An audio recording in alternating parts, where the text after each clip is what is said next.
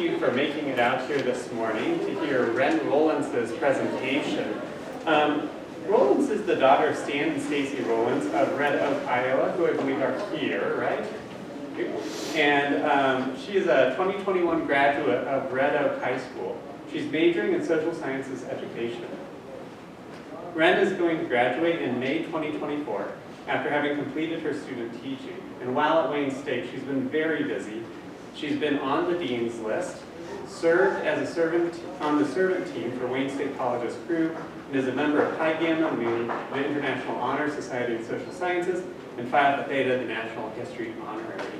Let me add that Rhenn is one of those engaged and curious students who always is there and has really good questions. So, I'm glad you're here to hear her presentation on Anne Boleyn and Catherine Howard, comparing the wives of Henry VIII that he beheaded. Okay, so as Dr. Fox said, I will be talking about Anne Boleyn and Catherine Howard. So getting into it, Henry VIII is well known for his split from the Roman Catholic Church and for having had 6 wives in his lifetime. But other than that, the only thing that's really known about these women is the common rhyme: divorced, beheaded, died, divorced, beheaded, survived. Not a lot is known about these other than that rhyme. The musical Six made these women popular again, but it doesn't get the whole story right, as it's made for the stage and to entertain people. This presentation will focus on the lives of Anne Boleyn and Catherine Howard, the second and fifth wife of Henry VIII, as both of their lives ended in beheadings, which I thought would be more interesting to listen to than the other 4 lives. They are also constantly put into the same category, and because of that, I think people assume that they both lived very similar and promiscuous lives. By looking through the lens of these 2 women instead of Henry, we see a different story than what is presented in other histories written on this topic. So just a little bit of background information on Henry VIII. Henry was King of England from 1509 until his death in 1547. He was never supposed to be king, but his older brother Arthur died. Henry married Catherine of Aragon when he started his reign, who had previously been married to his brother. They were married for about 20 years before Anne Boleyn came into the picture. He thought his marriage with Catherine was not valid and against God because she had been married to his brother, and because it was ungodly, she was unable to give birth to a male heir. She gave him 1 daughter, who later became known as Mary I. Henry wanted to get a divorce because of this, and also because he had fallen in love with Anne. It took 6 years to complete the divorce, and he made himself supreme of the Church of England in order to do it. His marriage to Anne caused Henry to be excommunicated from the church as well. Henry was very concerned about producing a male heir to become king after him. That was why he divorced Catherine of Aragon, and that caused the downfall with Anne Boleyn too. He had 4 more wives after Anne. So going into the other wives of Henry VIII, we have already discussed Catherine of Aragon and Anne Boleyn, the first 2 wives, but I'll give a brief description of Henry's other wives as well. Jane Seymour was his 3rd wife, who he married shortly after Anne's death. She produced a male heir for him, but died shortly after birth. Her son became king at the age of 9 after Henry died and ruled for 6 years before he died.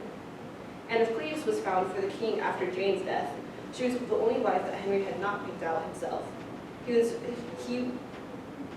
Henry was brought a portrait of her, and he thought she was beautiful in her portrait. He did not see her in person before they were married and before he had signed a wedding contract. But once he saw her, he knew he would never be able to love her. Historians argue whether this was because of her looks or her personality. He quickly divorced her and got married to Catherine Howard, but Anne of Cleves and Henry remained on good terms, and she was given a castle in England where she resided for the rest of her life. She outlived Henry and all the other wives. Catherine Howard was not well liked as queen and was only about 15 when Henry married her, while he was about 50. She lived a promiscuous life, which caused her downfall. His last wife was Catherine Parr. Catherine had been married 2 times before, both times outliving her husband. She married Henry to have protection as a woman during this time period. She also outlived Henry and married once more after she had passed to a man who had previously courted her. Okay, going into Anne's life. Anne Boleyn was born sometime between 1500 and 1507. Not much is known about her childhood, including when she was born. Her parents were Thomas Boleyn and Elizabeth Howard, who were both from prominent families. Anne had both a sister and a brother, Mary and George. She was sent to court in Austria and then later to court in France in 1513. She was sent to court to get a good education as well as to find a potential match for her. She learned how to sing, dance, and play instruments through her education. She courted a few people, but none ever worked out. She took more control of her plans for being courted than most women did, and knew that whoever she married had to be a good match for her socially and for her family, and politically good for England. Because of this, she was the last of her siblings to get married.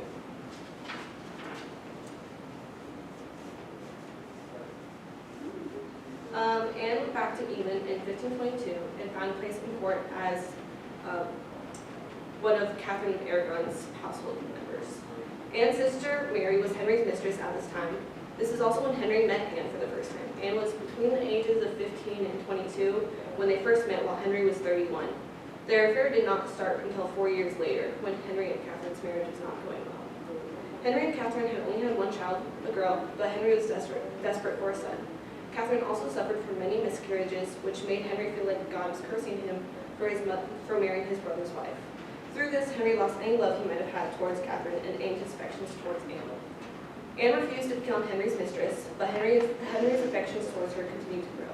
Because of this, and because of Catherine not giving him a son, Henry decided to get a divorce from Catherine in order to marry Anne. Henry officially dismissed Catherine from court in 1531 and began courting Anne before his marriage was officially over.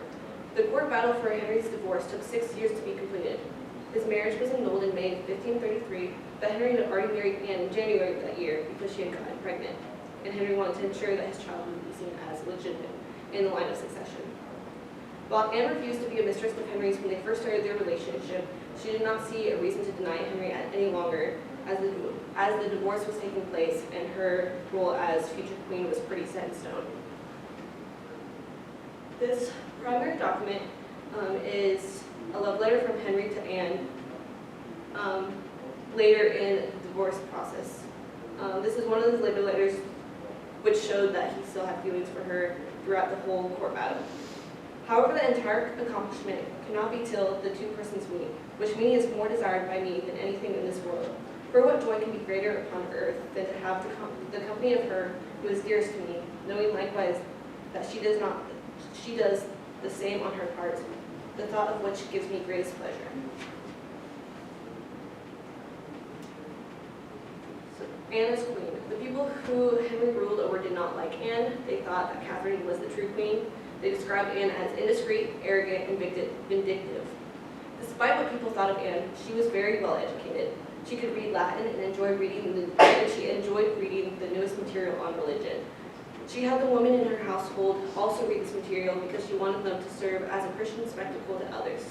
They were required to hear a divine service daily, and she gave them each a book of devotions as well. Anne gave birth to her daughter Elizabeth in September of 1533. While Henry was disappointed they had not had a son, he was optimistic that they still had time to have one. Anne became pregnant again, but suffered a miscarriage in both 1534 and again in 1536. Her first miscarriage was kept secret, like most royal miscarriages were, but her second miscarriage was made very public, which was used against her later as she miscarried a boy. Because of her miscarriage, rumors started to spread that she was a witch and spelled the king into falling in love with her while she slept with many other men. They justified this because her miscarriage happened days after Catherine of Aragon passed away, which was a clear sign from God that Anne was doing something sinful. Anne did not know that her miscarriage had been made public knowledge or about the rumors that were being spread. Henry believed the rumors being spread about her and tried to get his marriage annulled, but was not able to. Many rumors were spread about Anne, so here's one from later in her trial that was heavily spread after she was executed. The king's mistress had 6 lovers, one being her own brother. It was proved at the trial that she had behaved in this way before the conception of the child the king thought to be his. It is intended to declare the child not to be the king's, which was written in a letter to Charles V. Getting into her trial and execution, Cromwell, an advisor of Henry's, accused Anne of adultery and threatening the king's life. Her brother and a small group of courtiers were accused with her. She was arrested in May 1536 and sent to the Tower of London while she awaited her trial. She was found guilty as her enemies continued to spread rumors about her. Her brother and 5 other men were found guilty and arrested. They were executed after being tortured until they confessed, and Anne was forced to watch them all be put to death. Anne's execution was private, so the king could control the spectacle it caused. Henry had gotten his marriage declared null and void shortly before Anne's death. Henry married Jane Seymour only 11 days after Anne died. After Anne's death, rumors were spread that her daughter Elizabeth was not actually the king's daughter in order to attempt to get her removed from the line of succession. This lie and others remained all that was told about Anne for years after her death. She was not guilty of the lies told about her, though. She was a pious woman who married the king. She may have encouraged Henry's affections for her, knowing she could gain some power for her and her family, but she did not go to court having these plans. In her marriage, she was faithful to Henry and spent her time educating herself and her ladies in the matters of religion. But rather than these truths, the rumors are what is remembered about her.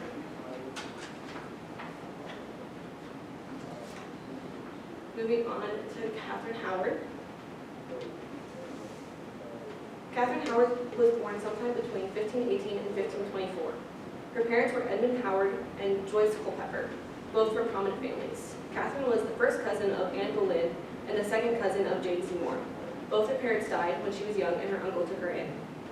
When Catherine was as young as 12, she had relations with her music teacher, Henry Mannix. Historians are split on whether this was a consensual relationship or not. Mannix claimed that it was mutual, while Catherine claimed that it wasn't.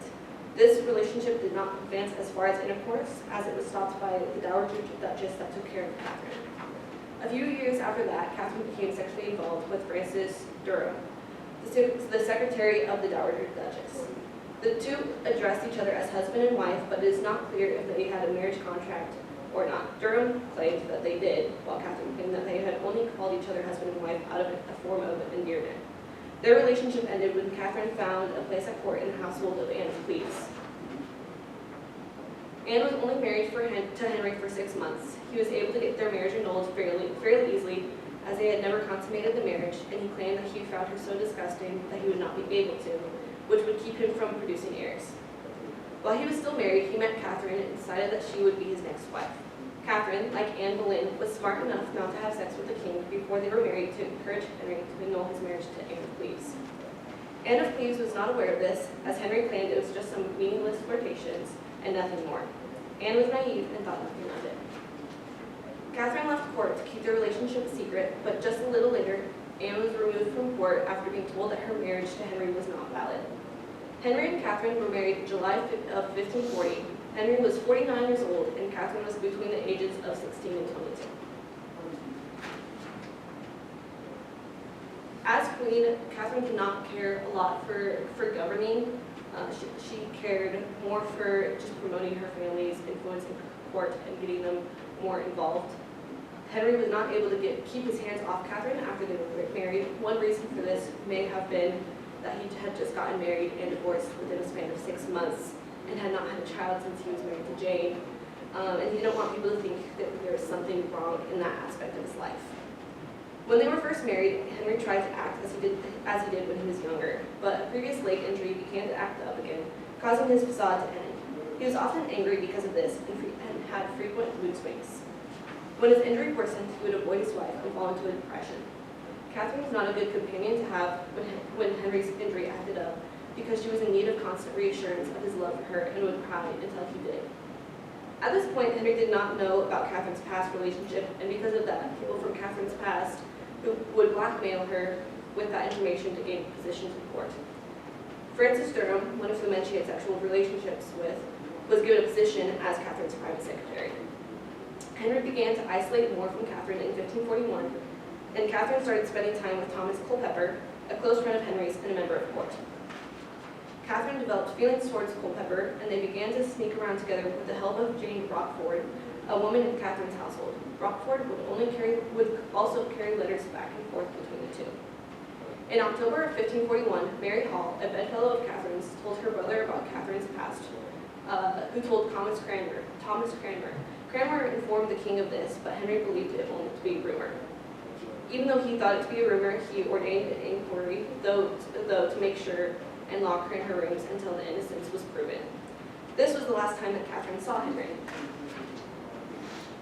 This is one of the only letters remaining from the affair between Culpeper and Catherine, It was sent to Culpeper from Anne, which all the other letters between them were destroyed. This one was not. It says, I have never longed so much for a thing as I do to see you and to speak with you. The which I trust shall be shortly now. That which doth comfort me very much when I think of it, and when I think again that you shall depart from me, again it makes my heart die to think what fortune I have, that I cannot be always in your company. Moving on to the trial and execution. Hall's claims were found to be true, and Mannix and Durham were brought in for questioning. Mannix claimed that they were in love, but did not mention sexual intercourse. Durham did admit to sexual intercourse, but claimed that they had had a marriage contract, which made it all right. Henry was devastated from the news and claimed that Catherine had deceived him, and he threatened to torture her to death before he broke down crying. When Catherine was questioned, she said there had been no marriage contract with Durham, and he had forced himself upon her. The council was not able to find any evidence of a marriage contract, but instead learned that Durham was currently working for Catherine, which seems suspicious. Durham claimed that he had had no sexual relations with Catherine after she had been married to Henry, but he believed that she was having relationships with Thomas Culpeper. The court arrested Culpeper and questioned Catherine about him. She claimed that all they had was meaningless flirtations, but then later claimed that while she had had relationships with him, it was all his and Rochford's fault for engineering it. Rochford claimed she had only did what her queen had asked of her, and Culpeper claimed that nothing had ever happened, although he did have feelings for her. Culpeper, Durham, Rochford, and Catherine were found guilty and executed. Henry married Catherine Parr next, his sixth and final wife, but did not do so until 16 months after Catherine's death. This is one description of the crimes that Catherine had committed that was shared during her trial that encompassed the feelings towards her before she was killed. And it says that she led an abominable, base, carnal, voluptuous, and vicious life, like a common harlot, with the diverse persons, as with Francis Durham of Lambeth and Henry Mannix of Streatham, and at other times maintaining, however, the outward appearance of chastity and honesty.